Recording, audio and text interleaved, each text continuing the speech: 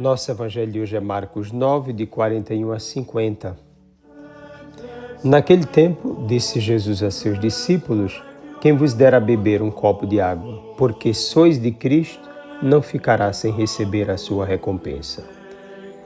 E se alguém escandalizar um destes pequeninos que creem, melhor seria que fosse jogado no mar com uma pedra de moinho amarrada ao pescoço.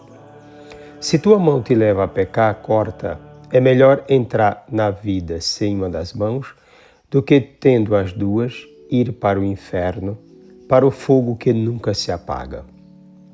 Se teu pé te leva a pecar, corta-o. É melhor entrar na vida sem um dos pés do que, tendo os dois, ser jogado no inferno. Se teu olho te leva a pecar, arranca-o. É melhor entrar no reino de Deus com um olho só do que, tendo os dois, ser jogado no inferno, onde o verme deles não morre e o fogo não se apaga, pois todos hão de ser salgados pelo fogo. Coisa boa é o sal, mas se o sal se tornar insosso, com que lhe restituireis o tempero? Tende, pois, sal em vós mesmos e vivei em paz uns com os outros. Palavra da salvação. Os pequeninos do texto acima são os discípulos de Jesus, com os quais ele mesmo se identifica. Tudo de bom que se fizer a um dos discípulos é a Cristo que se está fazendo, mas também o mal que a eles fizerem é a Cristo que o fazem.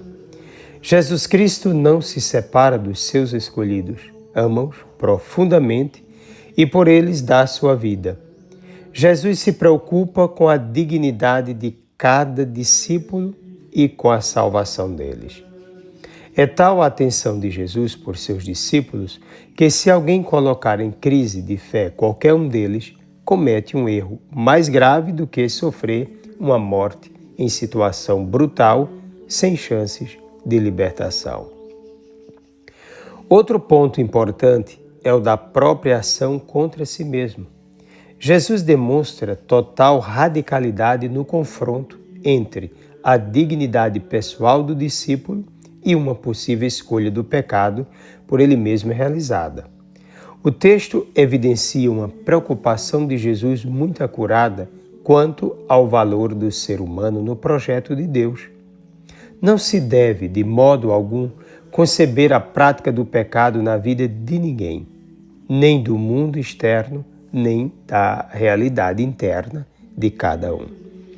Aquele que leva um discípulo ao enfraquecimento da fé é considerado alguém que deve morrer.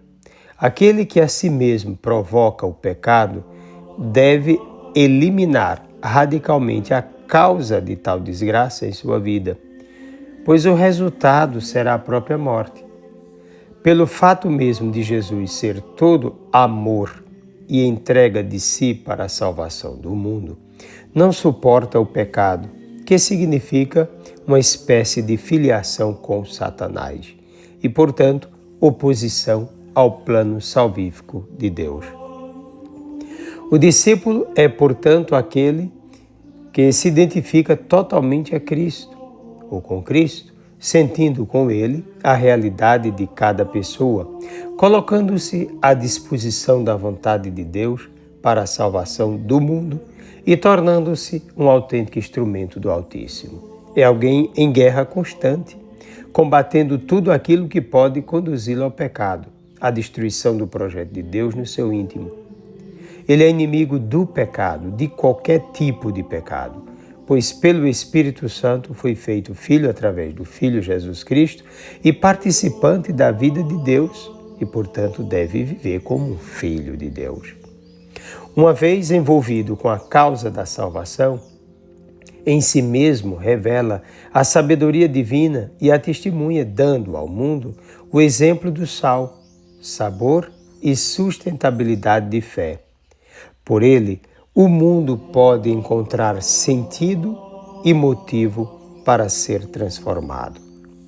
O discípulo é Cristo presente na história.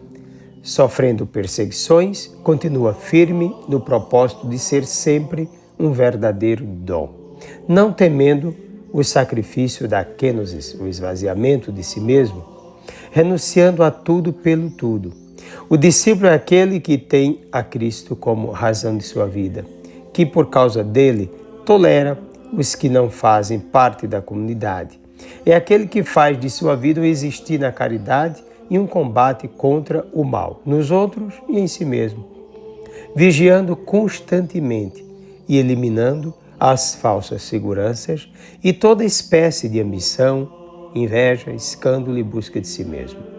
O discípulo tem, por causa do Mestre, com ele, uma vida crucificada. Portanto, ai daqueles que fizerem mal a um desses discípulos, pequeninos que largaram tudo pelo Senhor. Desça sobre ti a bênção do Deus Todo-Poderoso, Pai, Filho e Espírito Santo, um forte e carinhoso abraço.